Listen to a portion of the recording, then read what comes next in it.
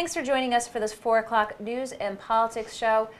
We like to bring you stories from Rhode Island that are making an impact, and I'd like to welcome Cindy Duncan here into the studio today. Hi, thank you. To talk about your story, to talk about the Rainbow Fund, to talk about your daughter, and to talk about bringing awareness and tools for youth for mental health here in the state. You just had the Rainbow Fund, the Rainbow Walk and Run. Yes, we did. It was the 12th of May. And how was that? Talk with us about your story and where you are now in bringing your message to Rhode Islanders. Well, 11 years ago, we lost our daughter to suicide. And when that happened, I wanted to bring my family back together. We have another son who suffers from schizophrenia, and I had the opportunity to see what a mess the mental health system is everywhere. And since I saw that, I realized I needed to do something. We started the Rainbow Fund about 8 years ago in Cassie's memory. And now we have a race every year. This year we had about 525 people here. We've raised about $48,000. When we first started, we gave the money to NAMI, which is the National Alliance for the Mentally Ill. And as we moved ahead and realizing that there was more we could do, we live on a farm, and we have taken our farm and made it into a nonprofit so that we can help people with mental illness.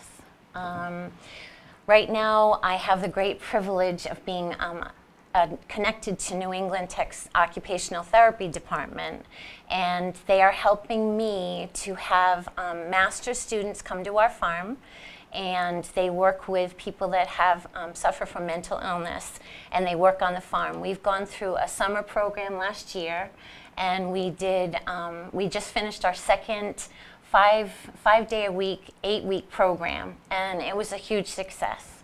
We have about 9 people right now, and I couldn't be happier.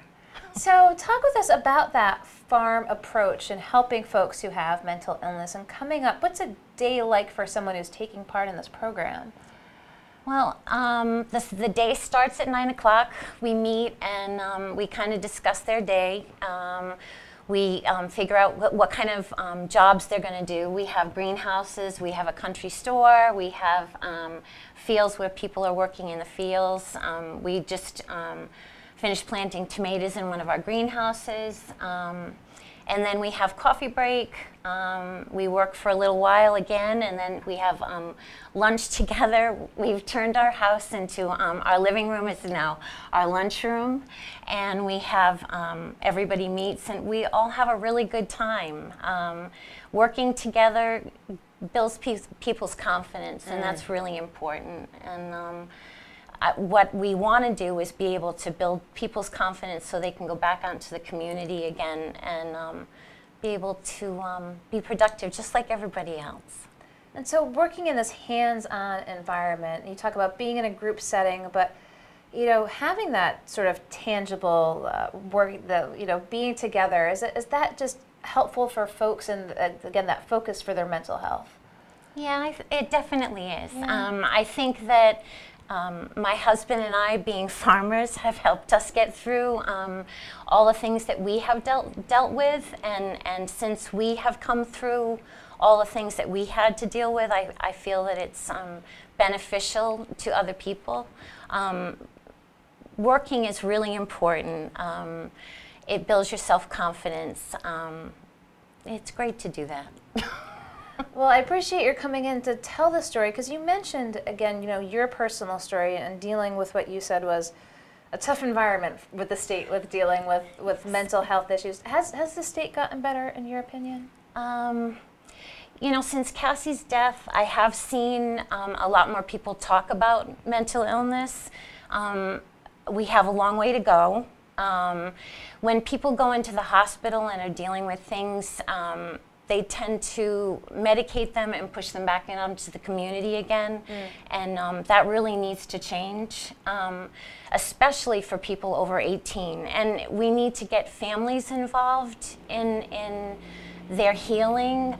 When you have cancer or diabetes, you go into the hospital, and before you leave, they have a family meeting. They'll pull everybody together and show you how to handle everything. And when you have a mental illness, there's a lot of times you're discharged from the hospital and your family doesn't even know that you've been discharged because they don't bring the families into it because of all the HIPAA laws and all those kind of things. So we really need to educate people and bring family support into the equation, because I feel that that's the only way we're going to move ahead with all of this.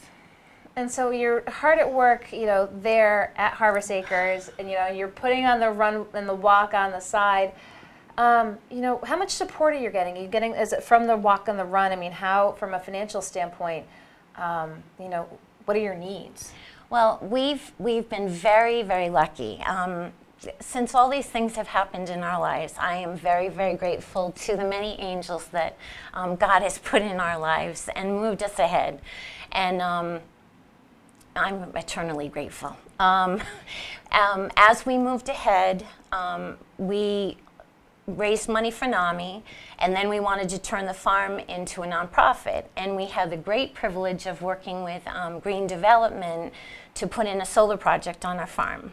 And it was the most wonderful thing we could have asked for, because it gives us an income so that we can make sure we're going to be okay, and that way we could turn the farm into the nonprofit right away, and all the profit from our store is now going to go to run the program.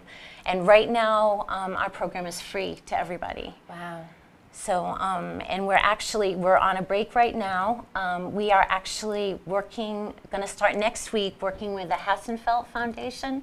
They reached out to us and wanted to help move us into the future. So we're really excited about that one. So potential, because you talk about the close-knitness and the smallness of people being able to participate, but this sounds like something that could grow or could be replicated to be able to serve more folks in the community. Yeah, I sure hope so. We have a lot of work to do, and I'm on a great mission with a lot of great people. Yeah, this is a big thing, and a lot of other people can help do this. So it's not, I know there's a lot of people out there that share my mission. So. Well, I appreciate your taking the time to come in to let folks know more about it, more about the story behind it, bringing the attention to the issue of mental illness and showing the resources that are available. And you have, sounds like a great opportunity for folks to really take part and move forward. And again, the meeting could get bigger, could go greater. Yes, I'm hoping. Anything else you want folks to know about Harvest Acres, about the Rainbow Fund? Well, as far as our program goes, our next program is going to start the 31st of July. Our phone number is on our website.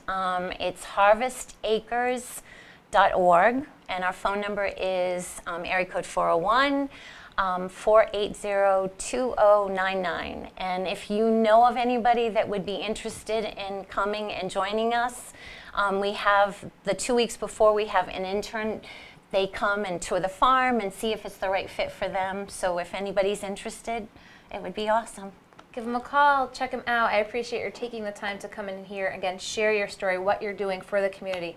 Cindy, thank you so much. Well, thank you very much. Thank you. I'll let you go around the corner, and we'll wrap up here in the Navigant Credit Union Broadcast Center. I want to thank Cindy Duncan from Harvest Acres, talking about how they are working with folks with mental illness here in Rhode Island in a farm-based setting. Thanks to Cindy. Joe Wilson Jr., Trinity repertory actor down on Broadway in an understudy role in The Iceman Cometh, talked with us a little bit about just what that entails and how he's looking to coming back here to Providence for his 14th season with Trinity Rep. And kicking off the 4 o'clock hour, Dr. Luis Daniel Munoz about his enhanced vision for Rhode Island. If you missed it, we'll be providing more links to that as well. Of course, 3 o'clock was Rick Simone with The Taste, a few new restaurants here in Rhode Island. It's been a busy day here at the Navigant Credit Union Broadcast Center. We look forward to seeing you tomorrow up at the State House. Lots of things heating up there. We look forward to bringing GoLocal Live right to you. We look forward to seeing you. I'm GoLocal News Editor Kate Nagel. Kate Nagel. Kate Nagel. Kate Nagel.